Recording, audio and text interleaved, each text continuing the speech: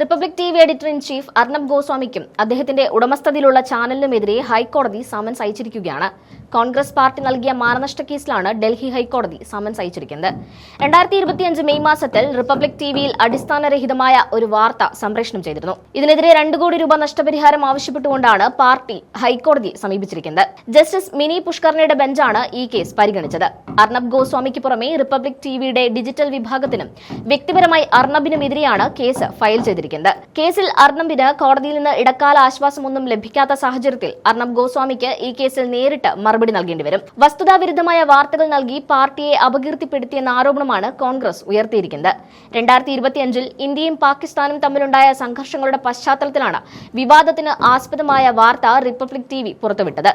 അന്ന് പാകിസ്ഥാൻ ഇന്ത്യക്കെതിരെ ഉപയോഗിച്ച ഡ്രോണുകൾ തുർക്കി നിർമ്മിതമാണെന്ന റിപ്പോർട്ടുകൾ പുറത്തുവന്നിരുന്നു. ഇതേ തുടർന്ന് രാജ്യത്ത് വലിയ രീതിയിലുള്ള തുർക്കി വിരുദ്ധ വികാരം നിലനിന്നിരുന്നു.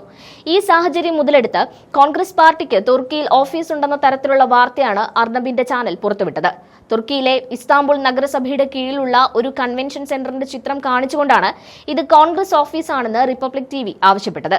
ഇന്ത്യക്കെതിരെ പാകിസ്ഥാനെ സഹായിക്കുന്ന രാജ്യത്ത് കോൺഗ്രസ് എന്തിനാണ് ഓഫീസ് നടത്തുന്നത് എന്ന രീതിയിലുള്ള ചർച്ചകളാണ് തൊട്ടടുത്ത ദിവസങ്ങളിൽ ചാനലിൽ നടന്നത്.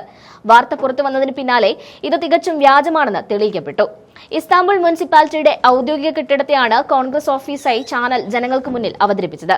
കോൺഗ്രസ് പാർട്ടിക്ക് തുർക്കിയിൽ യാതൊരു വിധത്തിലുള്ള ഓഫീസുകളോ പ്രവർത്തനങ്ങളോ ഇല്ലെന്നിരിക്കെ ഇത്തരമൊരു വാർത്ത നൽകിയത് പാർട്ടിയെ ബോധപൂർവം അപകീർത്തിപ്പെടുത്താനാണെന്ന് കോൺഗ്രസ് കോടതിയിൽ വാദിച്ചു. വാർത്ത തെറ്റാണെന്ന് ബോധ്യപ്പെട്ടപ്പോൾ റിപ്പബ്ലിക് ടിവി ഒരു മാപ്പപേക്ഷ നൽകിയിരുന്നു. എന്നാൽ ഇത് എഡിറ്റോറിയൽ മിസ്റ്റേക്ക് ആണെന്നും ഡിജിറ്റൽ ഡെസ്കിന് പറ്റിയ സാങ്കേതിക പിഴവാണെന്നുമാണ് ചാനൽ പിന്നീട് വിശദീകരിച്ചത്. അർണബ് ഗോസ്വാമിയുടെ പ്രൈം ടൈം ഡിബേറ്റിൽ ഈ വാർത്ത വന്നിട്ടില്ലെന്നും അവർ വാദിച്ചു. ഒരു വാർത്ത ചാനലിൽ വരുന്നതിന് മുൻപ് ഇൻപുട്ട് ഔട്ട്പുട്ട് ഡെസ്കുകൾ വഴി പലതവണ പരിശോധിക്കപ്പെടേണ്ടതുണ്ട്. ആദ്യം റിപ്പോർട്ടർ നൽകുന്ന വിവരം അസൈൻമെന്റ് ഡെസ്ക് പരിശോധിക്കുന്നു. തുടർന്ന് ഔട്ട്പുട്ട് ഡെസ്ക് ഈ വാർത്തയുടെ വിശ്വാസ്യതയും പ്രാധാന്യവും വിലയിരുത്തുന്നു. ഇത്രയും വലിയൊരു ദേശീയ പാർട്ടിക്കെതിരെയുള്ള ആരോപണം എഡിറ്റർമാരുടെ ശ്രദ്ധയിൽപ്പെടാതെ പോകാൻ സാധ്യതയില്ല. BJP IT സെൽ മേധാവി അമിത് മാളവ്യ ഉൾപ്പെടെയുള്ളവർ ഈ വ്യാജ വാർത്ത കോൺഗ്രസിനെതിരെ വ്യാപകമായി ഉപയോഗിച്ചിരുന്നു. കോൺഗ്രസിനെതിരെ സോഷ്യൽ മീഡിയയിൽ ഇപ്പോഴും ഈ വ്യാജ പ്രചാരണം ചില കേന്ദ്രങ്ങൾ നടത്തുന്നുണ്ടെന്നും കോടതിയിൽ ബോധിപ്പിക്കപ്പെട്ടു. ഡൽഹി ഹൈക്കോടതിയിൽ കോൺഗ്രസിന് വേണ്ടി ഹാജരായ അഭിഭാഷകൻ മുഹമ്മദ് അലി ഖാൻ ഈ വാർത്ത ഇപ്പോഴും ഡിജിറ്റൽ പ്ലാറ്റ്ഫോമുകളിൽ ലഭ്യമാണെന്നും അത് പാർട്ടിയുടെ പ്രതിച്ഛായയെ നിരന്തരം ബാധിച്ചുകൊണ്ടിരിക്കുകയാണെന്നും ചൂണ്ടിക്കാട്ടി. അർണബ് ഗോസ്വാമിക്ക് യാതൊരു വിധത്തിലുള്ള സംരക്ഷണവും നൽകാൻ കോടതി തയ്യാറായില്ല. മാധ്യമപ്രവർത്തനം എന്ന പേരിൽ വസ്തുതാവിരുദ്ധമായ കാര്യങ്ങൾ പ്രചരിപ്പിക്കുന്നതിനെതിരെ കർശനമായ നടപടി വേണമെന്നാണ് കോൺഗ്രസിന്റെ ആവശ്യം. മാധ്യമങ്ങൾ ഉത്തരവാദിത്വത്തോടെ പ്രവർത്തിക്കണമെന്നും വാർത്തകളുടെ സത്യസന്ധത ഉറപ്പുവരുത്തണമെന്നും കോടതി പരാമർശിച്ചു. അർണബ് ഗോസ്വാമിക്ക് പുറമെ ചാനലിലെ മറ്റ് പ്രധാന വ്യക്തികൾക്കും കോടതി നോട്ടീസ് അയച്ചിട്ടുണ്ട്. ഒരു രാഷ്ട്രീയ പാർട്ടിയെ ബോധപൂർവം ശത്രുരാജ്യവുമായി ബന്ധിപ്പിച്ച് വാർത്ത നൽകുന്നത് ഗൌരവകരമായ കുറ്റമാണ്. രാജ്യദ്രോഹപരമായ ആരോപണങ്ങൾക്ക് തുല്യമായാണ് ഇത്തരം വാർത്തകൾ ജനങ്ങൾക്കിടയിൽ സ്വാധീനം ചെലുത്തുന്നത്.